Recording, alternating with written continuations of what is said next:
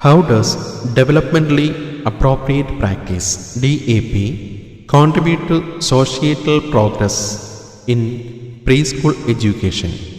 Developmentally appropriate practice (DAP) preschool വിദ്യാഭ്യാസത്തിലെ സാമൂഹിക പുരോഗതിക്ക് എന്ത് സംഭാവന നൽകുന്നു? Answer option B. By fostering the holistic development of children including social and emotional skills. കുട്ടികളുടെ സാമൂഹികവും വൈകാരികവുമായ സമഗ്ര വികസനത്തിന് പ്രാധാന്യം നൽകുന്നു.